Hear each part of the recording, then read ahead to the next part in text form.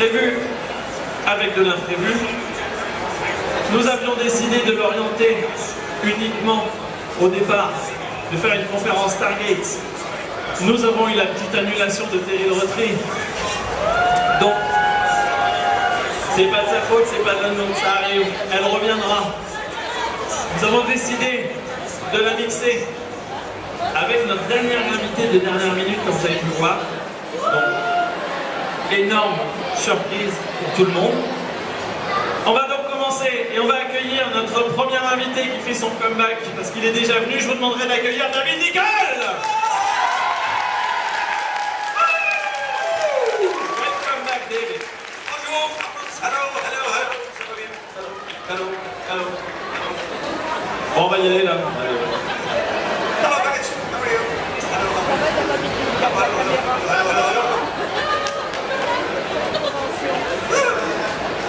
Bonjour. David Nykl.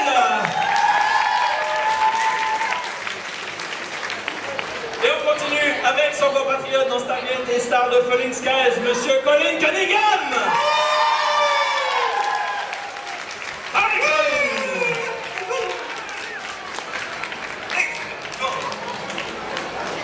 Et on vous garde la petite surprise pour la fin, mais pas des moindres, Monsieur Manu Bennett.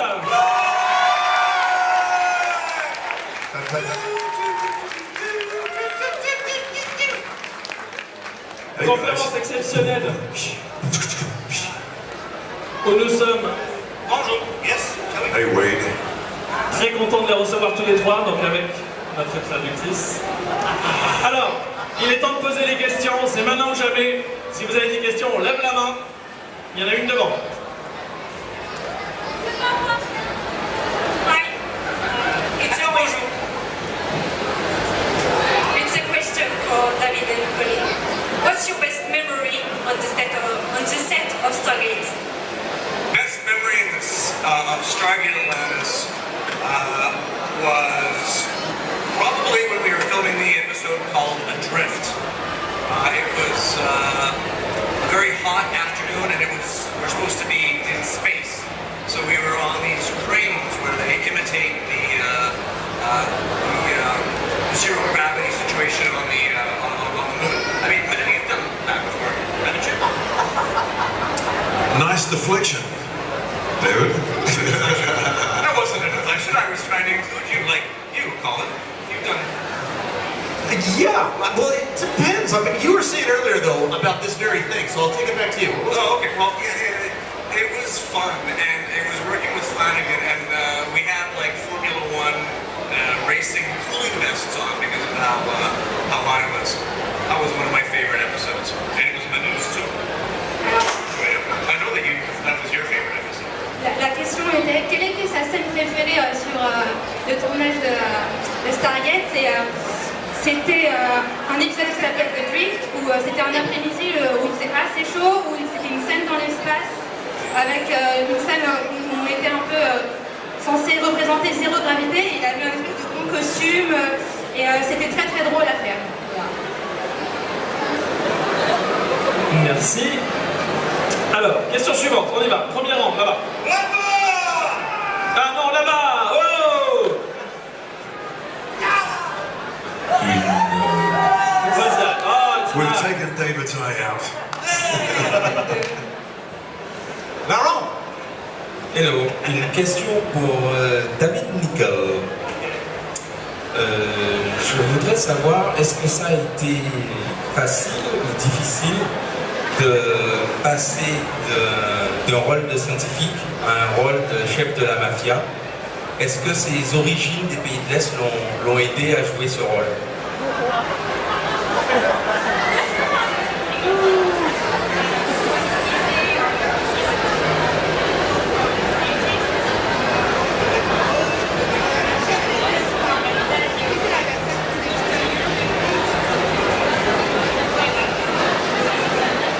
Yes, everyone from Eastern Europe is a villain. Oui, tout le monde dans l'Europe de l'Est est méchant. So, becoming a villain was just a matter of going from the Czech Republic to Russia. The further east you move. Donc voilà, être un méchant, c'était juste partir de ses origines et suivre la route en fait. So no, I mean I've always said it's the way that you. No, excuse me, that it's you are basically doing the same thing. You are trying to just do the scene, and you are not being called good or bad. It's the way you see the person, whether they're good or bad. For us, you're just trying to get done what you need to get done. Alors, vous faites juste ce que vous devez faire. En fait, c'est vous qui jugez si le personnage est gentil ou méchant. Lui, il a juste à jouer la tête de personnage qu'il doit jouer. Il ne se pose pas trop la question d'être méchant ou pas. Is that right, Colin? Ok.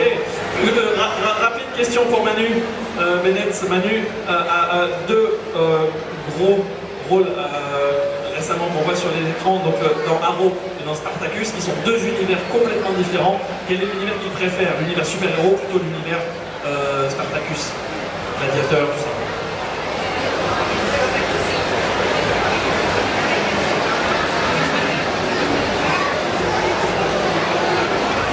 I just want to get these people on the stage here for a second. Come on.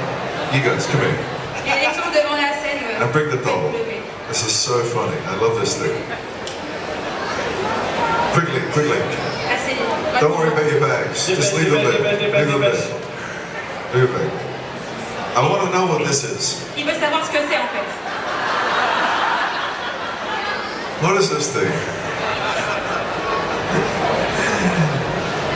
Oh my lord, this is so funny. This is the funniest thing I've ever seen. It's an alien version of you. Thank you, darling. Well, that was before I got the outfit, yeah. That's fantastic. Thank you. Wait. Good to see you, boys. Oh yeah. Hey. Well, basically, I don't know, you know, going from Crixus to Slade, the funny thing is that I got the job at Arrow when I'd been overseas with Spartacus visiting some of the US troops in the Middle East. And after I visited with these US military guys, I flew straight to Los Angeles, and the next day I got the audition for Arrow. And the audition was a cold read, and it was a military character. And I just spent time with these special forces guys that were like on their way up to Afghanistan. So I had a very close contact to these special forces guys, and somehow they really rubbed off on me. And you know, it was almost meant to be that I sort of ended up reading for that role, having been in Kuwait with those guys. So Slade Wilson was kind of like a product of me actually having spent a week with these special forces military guys in Kuwait. Yeah. Alors, quand il a eu l'audition pour Arrow, quand on l'a appelé pour l'audition, il était avec une troupe américaine en Moyen-Orient, au Koweït. Il a passé du temps avec les forces spéciales et justement son audition pour Arrow c'était un rôle assez militaire, donc il a passé beaucoup de temps avec ses forces spéciales, ça l'a assez inspiré et c'est pour ça que l'univers d'Arrow il l'a tout de suite intégré. Yeah, when I was in Kuwait, this guy taught me how to do the chokehold and to knock somebody out with a chokehold. Ouais. Voilà, donc quand on était au Koweït, ses forces spéciales l'ont appris à faire une espèce d'étranglement, comme ça. And then when I was in Los Angeles 2 days later for my audition for Arrow, I asked whether the reader could hop in front of the camera, and I grabbed him in the chokehold. And during my audition for Arrow, I had the guy in the chokehold, and he passed out. I choked him out, and he fell unconscious on the floor in front of the camera. Donc 2 jours après, il retourne à Los Angeles pour son audition. It's true. It's a 2 true jours story. après avoir appris ce fameux mouvement d'étranglement et monte devant la caméra, il a fait ce mouvement à un personnage et la personne s'est évanouie. Donc s'il veut tester sur l'un d'entre vous, n'ayez pas peur. Yeah, so I got to them. Okay. So this was in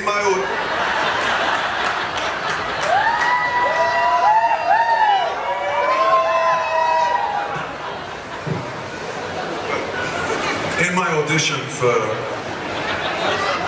Arrow. Okay, here I am in Los Angeles, and I've got this guy like this, and the line went, You've got 10 seconds to tell me something I believe, or I'm going to cut out your throat box, right? This is very intimate. And as I was doing this line for my audition, if you can fall down for a second. Est-ce que vous pouvez tomber, faites comme si vous tombiez. He fell unconscious in front of the camera. Donc il a été inconscient devant les caméras. And I said to the casting director, is this part of the scene? Est-ce que ça faisait partie de la scène? Il se posait la question en fait. And he said, no, I think you've choked him out. Et non, en fait, il s'est vraiment évanoui. This is seriously what went down in my audition for Arrow. Et c'est vraiment comme ça que ça s'est passé. The guy was unconscious on the floor. Voilà, la personne était inconsciente sur le sol. But then he came to, because when you choke somebody out, you're only out for a few seconds. So he got up and I was like, oh, wait, come on. Et après, il a aidé, il s'est relevé. Thank you, thank you. Merci, Manu. But then the casting director, I thought, was going to kick me out. Donc, il pensait qu'il allait se faire virer par le réalisateur, par le chef du casting. And I apologized. I said, I've just been in Kuwait with these special forces guys and they showed me this move and obviously it works. Il s'est excusé, il lui a raconté l'histoire de la personne au Koweït qui lui a appris ce mouvement et que ça marchait finalement. And the casting director looked at me and he said, it was perfect. Et le directeur du casting l'a regardé, il lui a dit c'était parfait. I don't know, that's how I got the role. C'est comme ça qu'il a eu le rôle.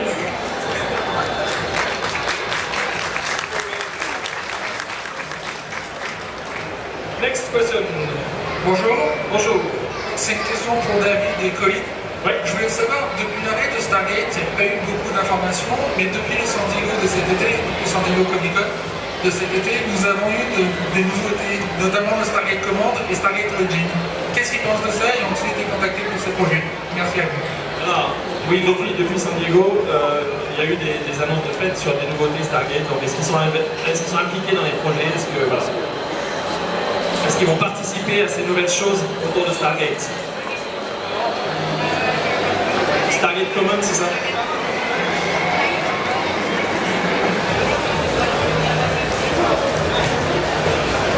No. Non, il ne sait pas trop ce qui se passe sur ces nouveaux projets. Yeah, the actors are always the last people to find out what's happening, so don't ask us what's happening because we genuinely do not know. Donc, les acteurs sont toujours les derniers à savoir ce qui tell se us passe. anything. They try not to tell us anything. As a matter of fact, they take great pains to tell us as little as possible. Ils mettent beaucoup de temps à dire aux acteurs ce qui se passe, donc eux, ils n'en savent pas tellement plus que le public en fait. Yeah, is that your experience too, Colin? Ok. Ici, on a une question.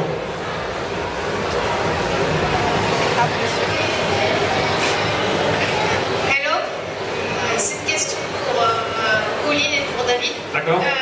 Est-ce que vous auriez aimé jouer à un autre personnage qu'un humain, un Toura, un Baoud Un autre personnage. Est-ce que vous auriez aimé jouer à un autre personnage que celui qui joue?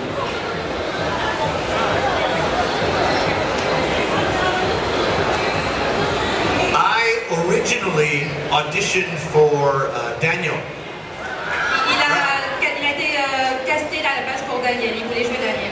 So I actually had an audition for Daniel, and I auditioned at least 10 times before, and I could not get a job. Il a fait l'audition 10 fois au moins, il n'a pas réussi à avoir le rôle. Every other actor in Vancouver had a part on Stargate except for me. And finally, the part of Major Davis came up, and I worked 10 times harder to get it. Voilà, il a travaillé 10 fois plus et finalement il a eu le rôle qu'il avait au Stargate. Voilà, donc il fallait pas désespérer. And I was so happy because my first scene was with Don Davis, who was one of my favorite people ever. Et il a été content parce que sa première scène, ça a été avec Dan Davis et voilà, c'est son personnage préféré. Il a été très... In fact, Don Davis was one of the... Anytime I worked, Don was always... He was very happy for me. Don took me under his wing. Don l'a pris sous son aile, lui il travaillait 10 fois plus dur et il a toujours été là. So when I got onto Stargate and I had my scene with Don, it made me feel proud to show him that I was still doing it. Donc quand il a fait une scène avec Gunn, il a été vraiment fier de lui montrer voilà, de quoi il était capable. I also originally auditioned for Paul McGillian's part, Dr. Beckett, and didn't go my way, and I didn't appear in the pilot of Stargate Atlantis. It wasn't until the second episode after that I came in as a day player.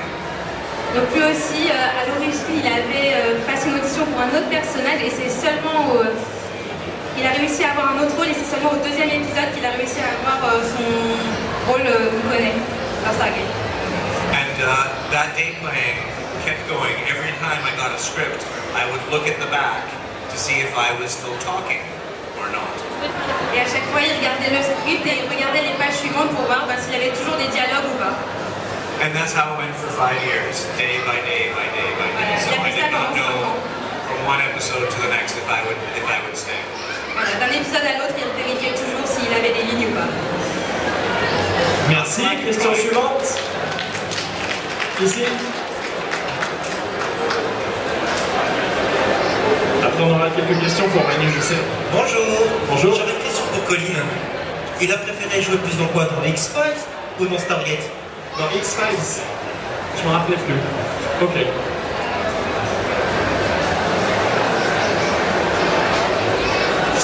Stargate. I wanted to share a small story. One of my first days on Stargate, I had a lot of dialogue. It was very difficult. Alors son premier jour à Stargate, il avait beaucoup de dialogues, c'était très difficile. And I had a scene with Amanda tapping, and I was screwing up my lines. I couldn't remember. I was having a hard time. Donc il jouait avec Amanda tapping et puis il se rappelait plus de ses lignes, il faisait n'importe quoi. I was very, very nervous. But then I noticed that she would screw up her lines too. Et il était très nerveux, puis d'un coup il a réalisé qu'elle aussi, elle manquait des lignes. And I thought it made me relax, and I felt better because I thought, it's okay to mess up. Et ça l'a rassuré, il s'est dit c'est ok d'avoir des ratés. I realized later on that Amanda never she never screwed up, ever. She was doing it on purpose to make me feel better. Et ensuite, il a réalisé que Amanda, en fait, ne se trompait jamais, elle ne ratait jamais ses lignes et qu'elle avait fait exprès de se tromper pour qu'il se relaxe un peu. That's when you knew you were working with special people. Et c'est là qu'on sait qu'on travaille avec des gens spéciaux. Merci. Rapide question pour Manu, est-ce qu'on va avoir la chance de voir son personnage de Slade Wilson en dehors de la série Arrow? Est-ce qu'il va apparaître ailleurs dans l'univers d'ici? Est-ce qu'il sait déjà ça? Est-ce qu'il peut nous en parler ou pas?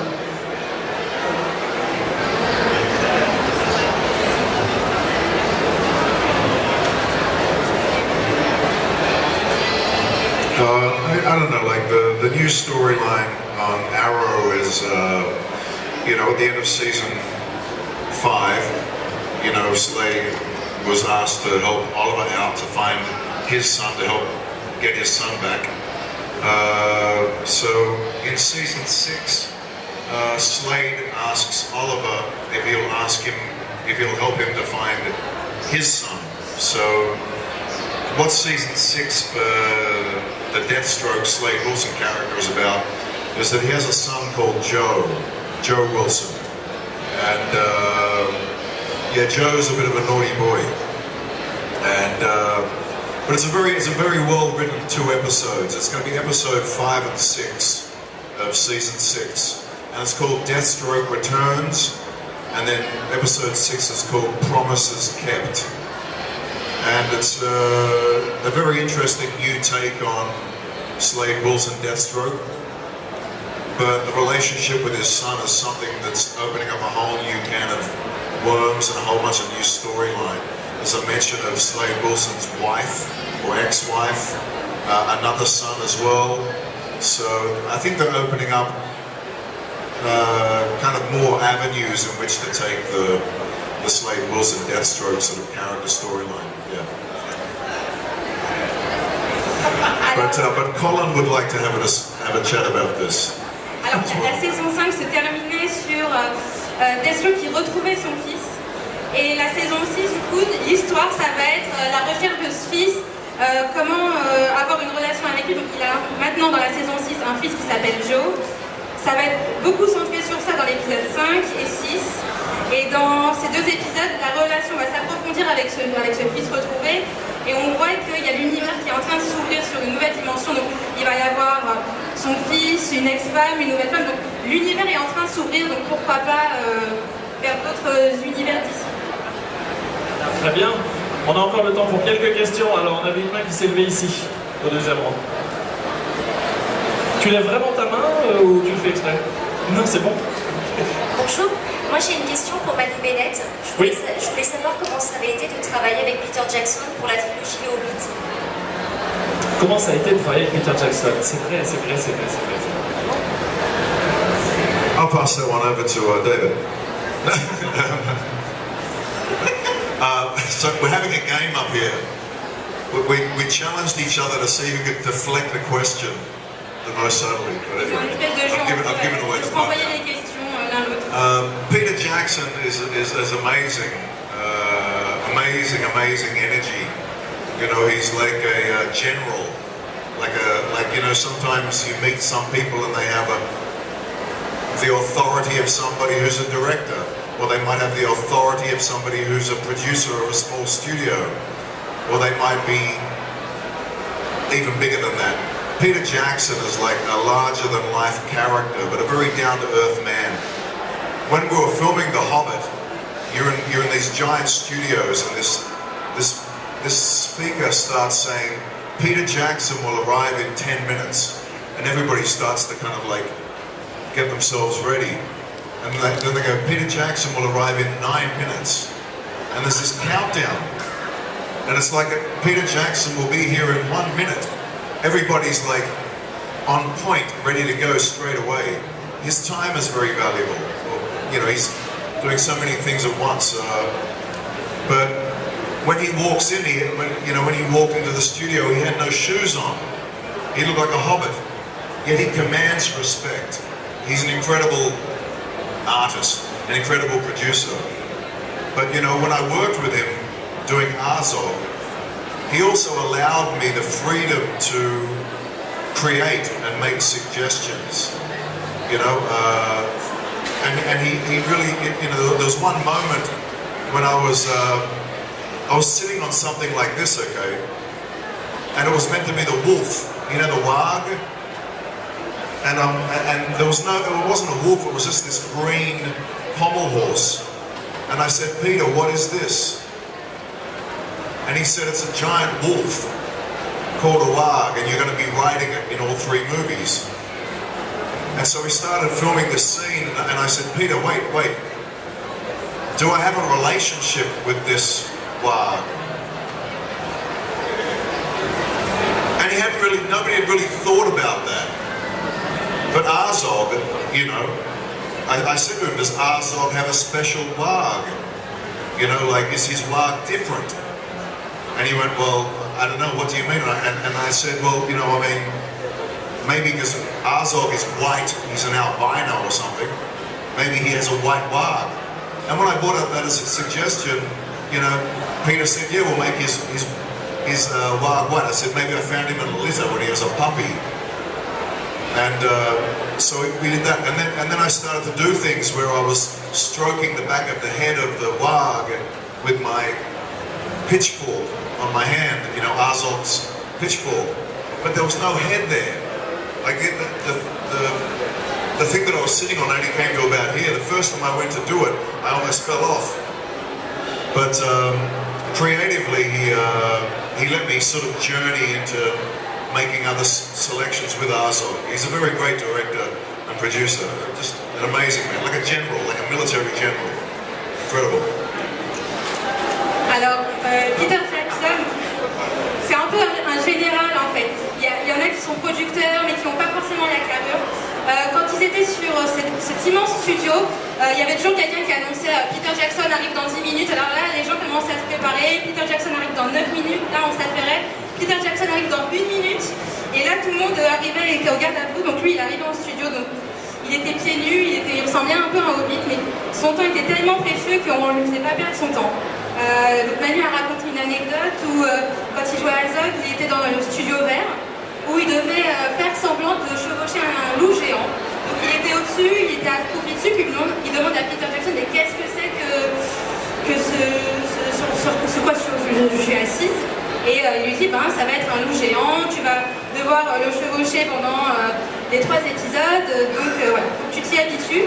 Et donc Manu lui demande mais est-ce que j'ai une relation particulière avec l'animal, et Peter Jackson il n'y avait pas vraiment pensé. Et il lui a dit comme Azog est blanc, peut-être que ton animal va être albinos aussi, et donc voilà. Il a laissé la liberté, il laisse la liberté aux acteurs pour créer, pour aller un peu plus loin que ce qui est écrit sur les scripts. Et donc voilà, il a pu lui laisser la liberté de faire comme s'il avait une vraie relation avec l'animal, de caresser la tête. Donc c'est un réalisateur incroyable.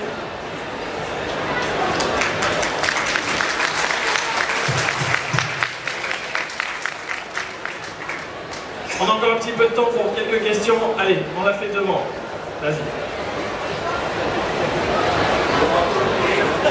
Bonjour. Alors c'est une question pour Manu. Ouais, c'est difficile de parler avec un masque quand même. Est-ce que tu penses que Deathstroke n'a été qu'un prototype pour mieux concevoir Deadpool?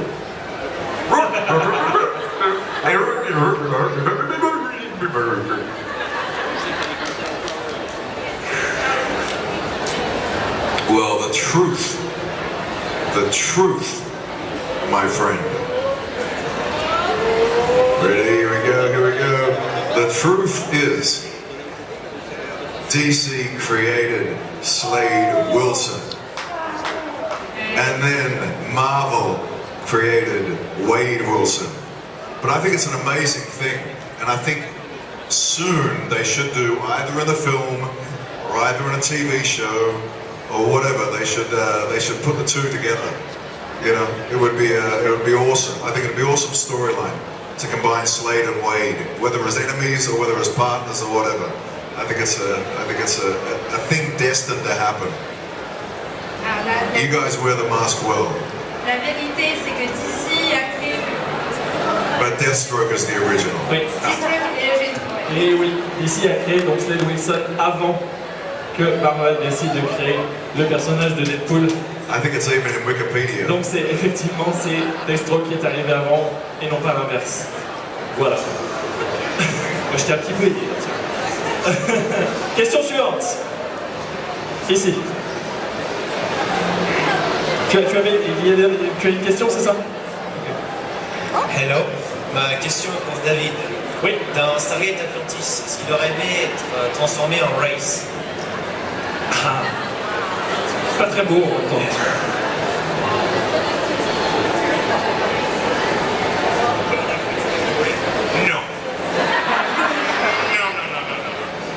I've worked with actors in Vancouver before that have said it was great working with you, and I said, I don't think we have worked. Yeah, I was the guy behind the rubber mask. You don't see the actor all day, you don't see them. Vous voyez pas les acteurs tous les jours, et non, il n'aurait pas aimé être transformé en race. It's 4 hours in the makeup chair. C'est 4 heures sur la chaise de maquillage. Yeah, at 4 o'clock in the morning.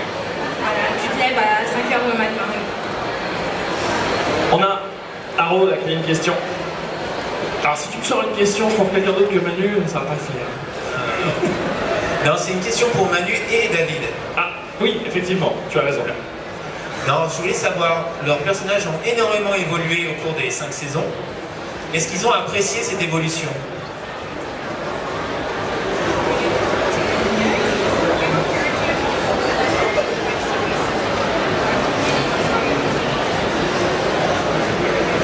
Yeah, the evolution has been an interesting thing, right, Manu? Ah oui, Exactly. c'est très intéressant. David? But Manu, you know that, I mean, again, not knowing what is coming, I was told that we are friends with Oliver Queen and that the Russian guy, at first I was cast as a prisoner. Alors oui, c'était très intéressant de ne pas savoir ce qui allait arriver. Il est assez proche d'Oliver Queen et au début il a été auditionné en tant que prisonnier. well, is this worth it going in for a one-day thing? But I kept coming back, and it turned out that when I was the prisoner, I became friends with Oliver Queen. Alors oui, il s'est dit que c'est quelque chose de bien pour une journée, mais après, de prisonnier, il est passé. And then becoming his friend. Ah, et après, il est devenu son ami. And then for season 3 and 4, nothing. Et saison 3 et 4, rien. And in July of 2015, the phone rang, and it was Arrow saying, "We're bringing you back, and we're telling the story of the backstory." So we don't know what is happening. Despite trying to find out from our agents what their plans are, they keep it very close to their chest. Et donc en juillet 2015, on rappelle et on lui dit bon, on va raconter l'histoire de ce qui s'est passé avant. So the evolution, the answer to your question is it's a continuous surprise, as it is now that we are now becoming enemies. Et pour répondre à la question, maintenant ça devient vraiment intéressant qu'ils sont en train de devenir ennemis. Merci. Alors, on change de côté. On va aller de l'autre côté. On a le monsieur en rouge, oui, tout à fait. Ah, pardon. Oh, sorry, Manu. I'm sorry. No. My apologies. Wait, get him. It's okay. Down, wait. Yeah, I never thought that they could repair the relationship between Oliver and Slade after Slade killed his mother. Je ne pensais pas que ça allait évoluer comme ça, la relation Oliver après qu'il ait tué sa mère.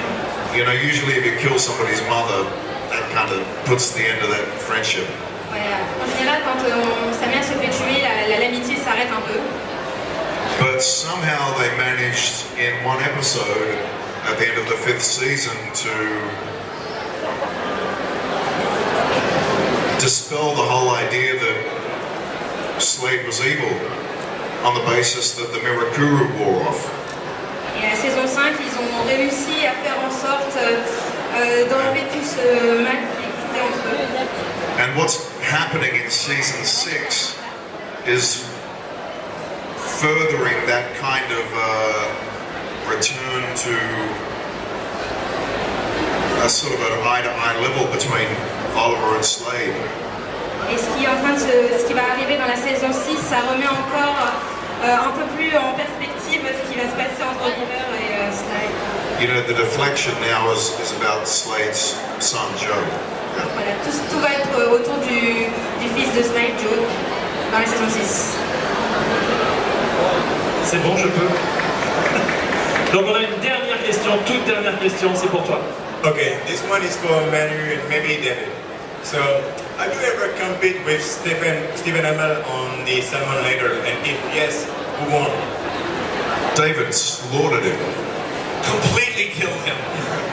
Completely did. I didn't understand the question actually. The salmon ladder, that thing that he jumps up with the pole.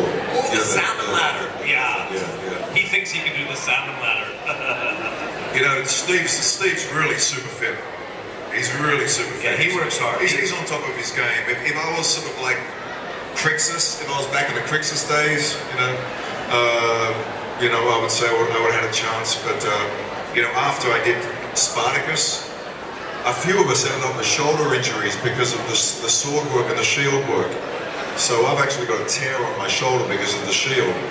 So unfortunately, I'm out of salmon laddering. Yeah, But Steve is super fit. Yeah, he's like at his peak. To be number one on a show like that, and if you're doing 16-hour days every single day, it's remarkable. And then every free time you have, you're either learning lines or you're going to the gym. Steve est vraiment très en forme. Ils font des cascades, ils vont à la gym pendant beaucoup d'heures, donc ils sont vraiment en forme et au top de leur jeu. Et c'est assez respectable de voir la forme qu'il a. Merci. Et on est obligé malheureusement de terminer cette conférence parce que nous sommes arrivés au bout du temps. Donc je vais vous demander de les remercier très chaleureusement. S'il vous plaît, Monsieur David Nykl, Colin Cunningham et Manu Bennett.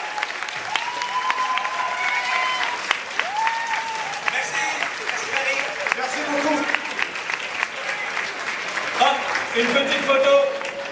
devant tout le monde. Allez, rapprochez-vous tous, rapprochez-vous tous.